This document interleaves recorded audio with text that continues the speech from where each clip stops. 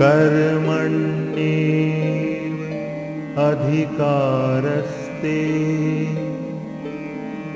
मा फलेषु कदाचन मा कर्मफलहेतुर्भूः मा ते संगोस्त्वकर्मणि.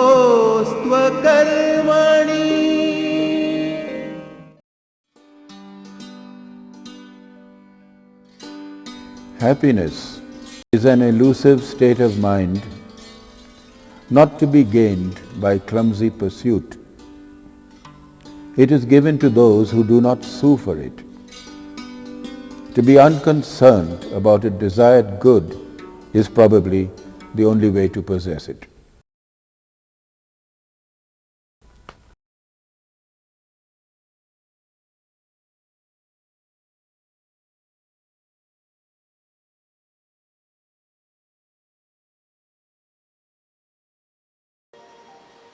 This leaf, so complete in itself, is only part of the tree, and this tree, so complete in itself, is only part of the forest.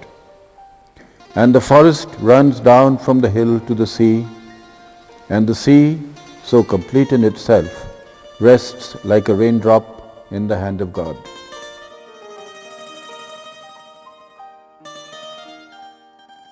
Soon after independence, when they were leaving India in hordes, one Englishman decided to make the reverse journey. After achieving success as a novelist in Britain and winning awards, he forsook that country to return to the land of his birth. It was a move that could have ended his writing career. Instead, he has become one of the most celebrated writers of India. For almost half a century now, Ruskin Bond has been writing stories, novellas, essays, poems and children's books. He has written over 500 short stories and articles, as well as anthologies of stories of ghosts, railways, humour and children. A Sahitya Akademi Award and Padma Shri winner, Bond is today one of the most versatile, popular and most humble of Indian writers.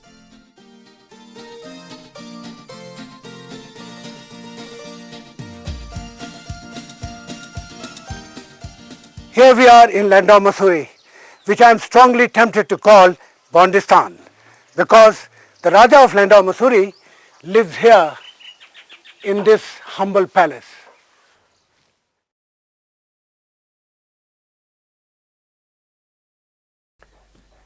Hello Ruskin, are you there? Hello. Acha, it's Yeah, you, Satish. Hi, how are you? Nice to see you, and Yeah. thank you so much for coming. I know, well, it's been such a long time. Thank you for giving your time. No, thank you so much. Let's go in there. Okay, yeah. Your favorite place? Yes.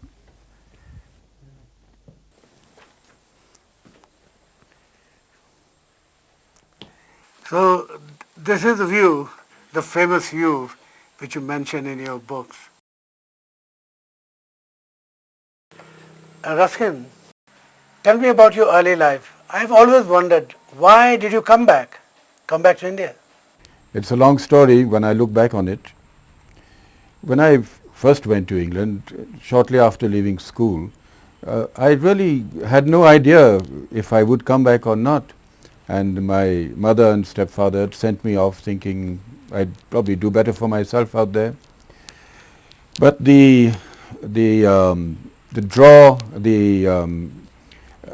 bonds with India were so strong, especially my relationships, friends, places I'd grown up with, that very soon I was longing to come back.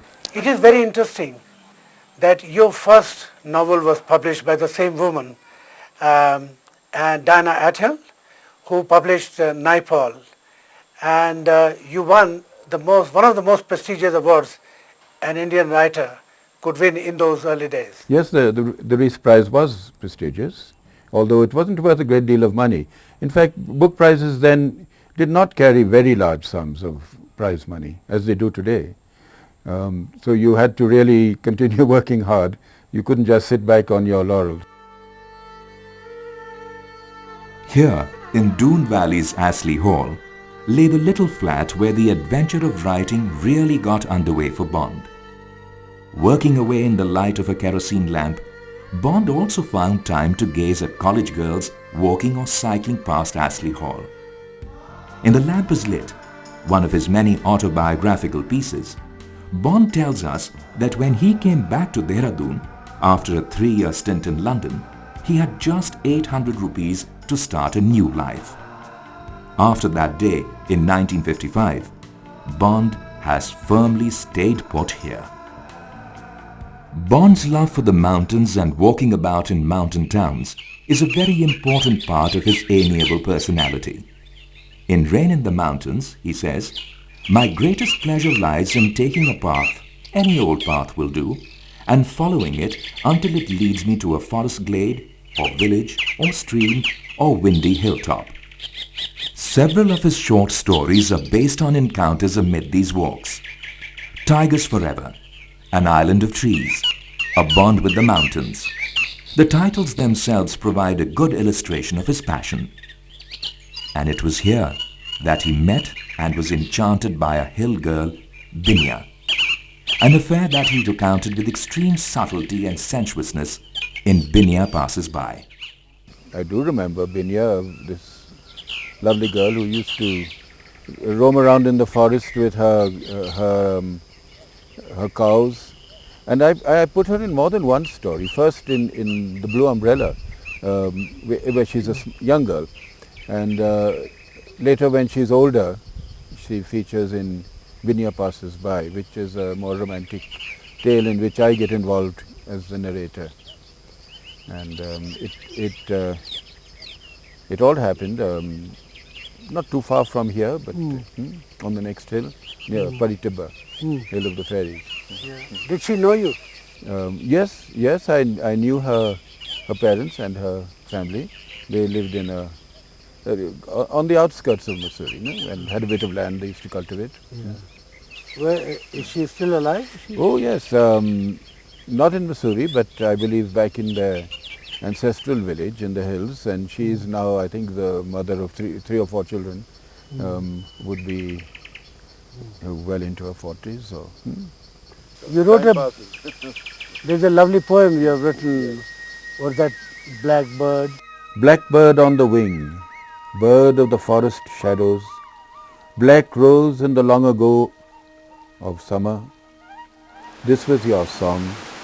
It isn't time that's passing by. It is you and I. Dehradun, Mussoorie, Landor. Each of these places recurs in Bond's writings in many guises, as backgrounds for his encounters with ordinary people, as lead characters, as historical sites, and as habitats of exceptional natural beauty and fecundity. Landor itself is a magical world, where every month has its own flower, every walker his own style, and the countryside is filled with the beauty all its own.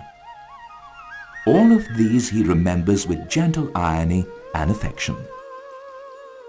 Well, this place, Char Dukan, I have been told that this has been a favorite place of yours, that you often come here for a cup of tea with Ganesh, Sally and other friends. Yes, over the years it's really become a part of my life. I use the little post office across the road. The bank that you see to the left, unfortunately it's closed today, otherwise I'd be withdrawing money. And for tea or snacks, it's very popular now too with visitors to Landor. Yeah, but the special thing about probably is that you with your very close friends like Ganesh and Jauhar. Yes, and all men with good appetites. Yeah. And yes, so sometimes the kids come up too. Do you have other friends apart from Ganesh and others? Well, they have long-standing Missouri friends. Of course, there are friends in Dehradun or Delhi. The trouble is the character of the hill station has changed over the years, so that you don't get people now coming and staying for long periods or permanent residents. So even people who have houses here can only come up very briefly. So you don't see them all that often. Although a meditative, reflective writer, contrary to popular perception, Ruskin Bond has never been a recluse. He lives with a large adopted family. This is Gautam, Hello, Gautam. and he acts as my secretary sometimes. Oh, you are secretary. Yes, right. And this is his brother Siddharth, Hi, Siddharth. whose hero is Jackie Chan. And this Shrishti is his sister. Shrishti. Shrishti, yeah. Beautiful name you have. She sings and dances nicely. Yeah. The young lady here. This is Dolly. She's their bua.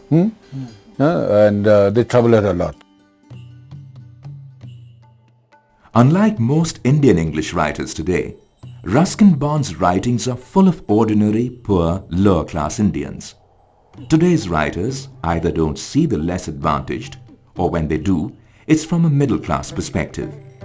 In Delhi Is Not Far, for instance, momentous things happen elsewhere in the big cities of Nehru's India.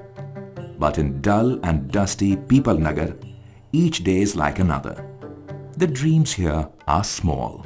This engagement with Little India is also evident in Ruskin Bond's passion for children's books. He has written scores of them. Ghost stories, nature stories, school stories. When did you start writing for children? When did you decide to do it? Actually, when I was about 40. Before that, I was really writing for adults or for the general reader. But I wrote a lot about childhood and my own childhood, so I think I had an affinity and an understanding of the child's mind. And suddenly I thought, why don't I write a story specifically for children? And first was Angry River, which I did about 1970. And after that, then I must have done 30 to 40 children's stories specifically written for them. When I read your book, Room on the Roof, Room on the Roof. and Vagrants in the Valley, I somehow knew, I didn't know, but I somehow knew that it had something to do with your own childhood. Yes. Very autobiographical, Yeah. as a lot of my stories were. But then again, because I wrote so often in the first person, occasionally people would think a story was true or autobiographical simply because it was in the first person, or I put myself in the story, whereas it might have been pure fiction. It was just that was my way of writing. You know, I keep remembering so many episodes in the books you have mentioned when you were small. I remember you writing about when you came back from Shimla from school to your mother in Dehradun, and for some reason your mother didn't turn up, show up. Yes, I think they got the day wrong, and they were out on a shikar trip somewhere. So I got in a Tonga and came to my granny's house. So your childhood, would you say you had a lonely childhood?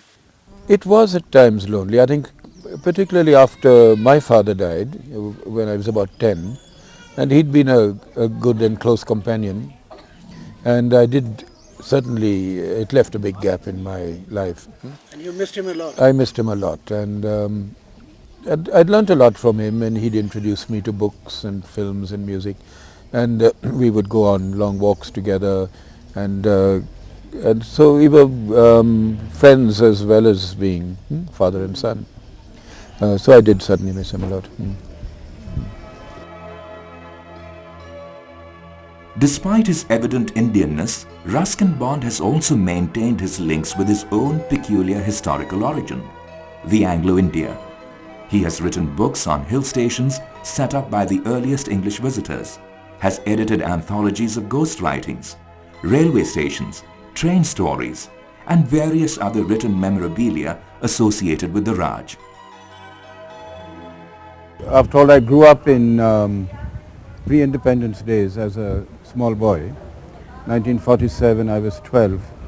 And at that time, being either an India-born European or an Anglo-Indian, as I grew older, I felt more and more like an Indian, and as I do today, completely Indian. But it was a gradual process. But I know one thing, that being an Indian, I take things for granted everywhere. I don't notice things which you do. Does that help or is that an advantage or not? Well, I too now sometimes begin to take things for granted, and I have to force myself to look at them sort of with fresh eyes, or in a way as an outsider would see them. And I guess railway stations are the most fascinating places to observe people, and humanity on the move. People coming and going to all destinations all over India. And perhaps that was one of the fascinations that railway stations and the trains had for the British too, because most of them are railway buffs. And we take our railway stations and trains very much for granted. The Garhwal Himalayas that Bond has so memorably recreated in each of his books has now been transformed by knee-jerk development. The displacement of people, the large-scale deforestation. How does he relate to this fast-changing life and landscape? We've got to see that they survive, instead of cutting them down and doing away with our forests. I think, you see, people are more and more aware of the importance of our forest wealth, and of trees even individually. Although there was a period, I'd say, in the 60s and 70s when it was sort of open season on trees, and there was a lot of deforestation. But now I think there's a greater, apart from laws that have been enacted, there's also a greater public awareness, I think, of the importance of environment in general. Why forests and trees are important for humans? Well, apart from the succor they give to wildlife and keep a balance in the climate, they also prevent a lot of erosion. And you can see in those areas in the mountains where there is no forest cover, how easy and how quickly it is for landslides to occur. Sometimes you hear of even whole villages being washed away.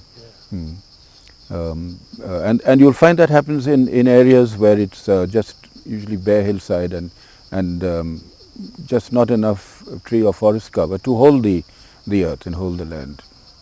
You don't just need trees; you need bushes too, and all kinds of plant life.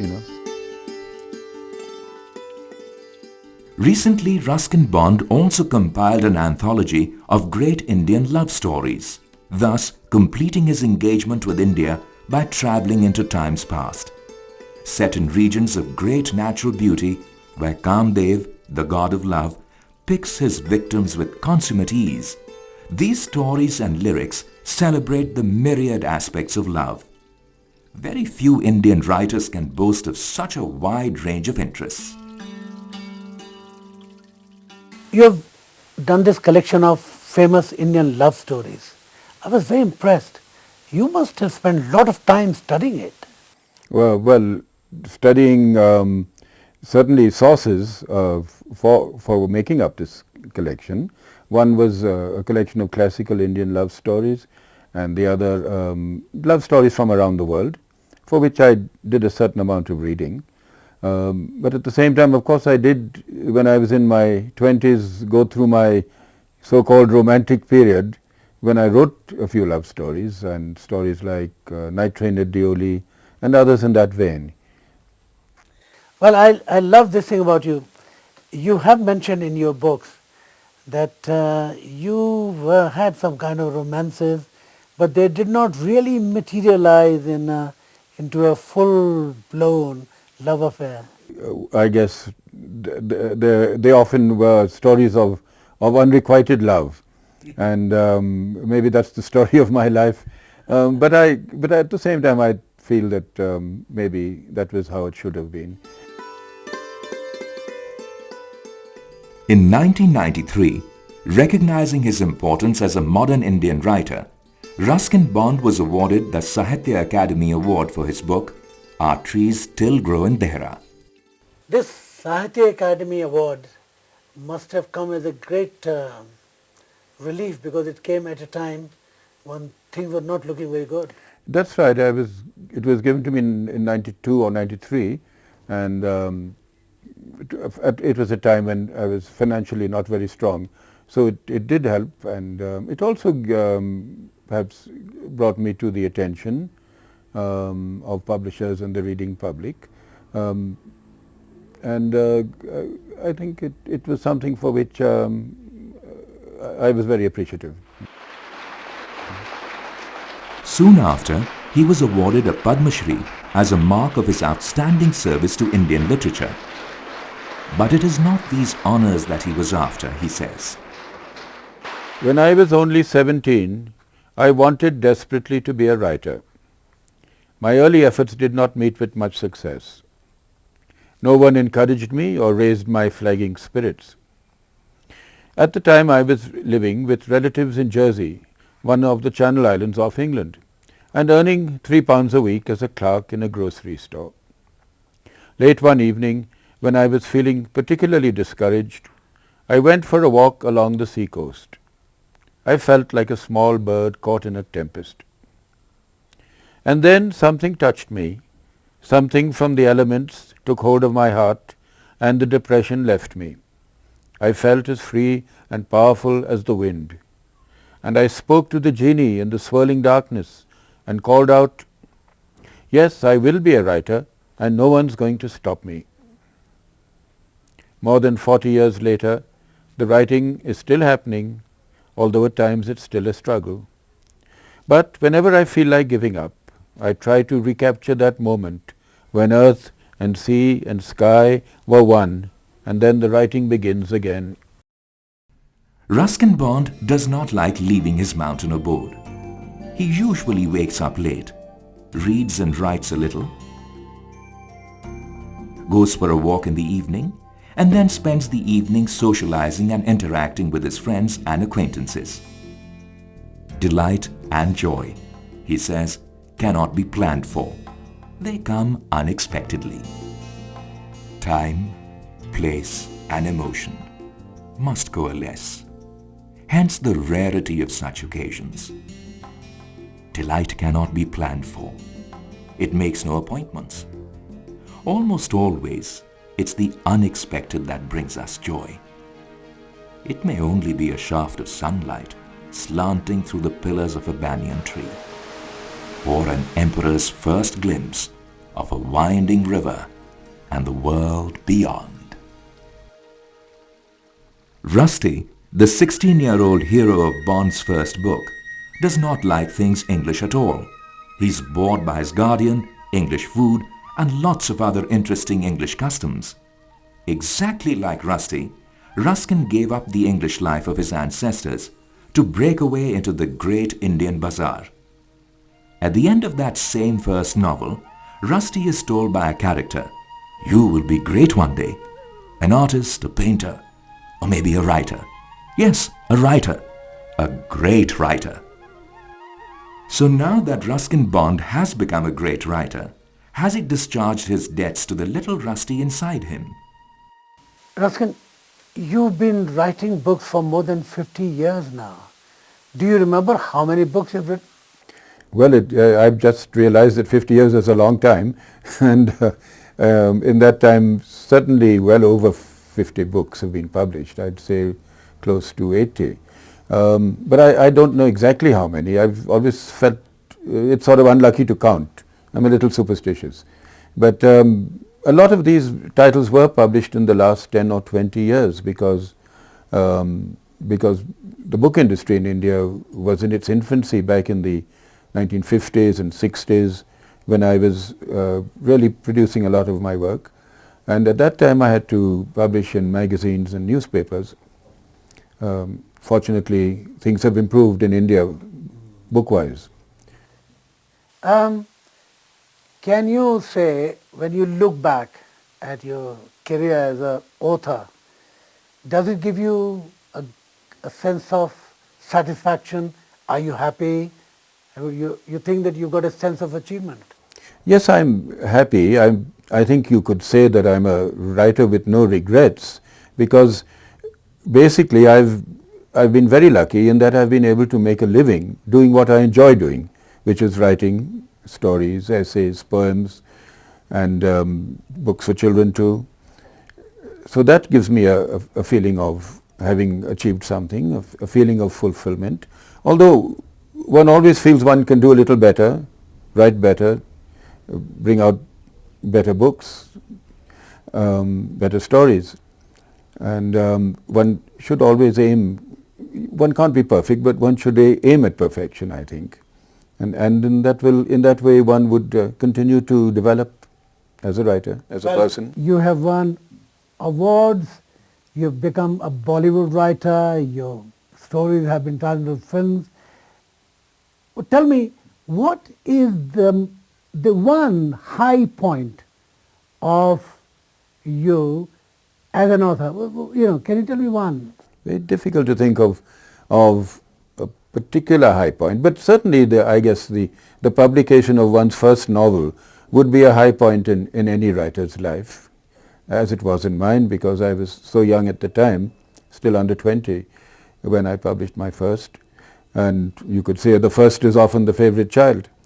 But other high points would be perhaps my first book for children, which I wrote only when I was in my 40s. Before that I took myself very seriously and wrote for adults. But now as I get older, I think life somehow gets funnier. And not only do I write for youngsters, but I sort of write more in a humorous vein as compared to earlier times. I went through my romantic period in my 20s, now I think my funny period. As I walked home last night, I saw a lone fox dancing in the bright moonlight.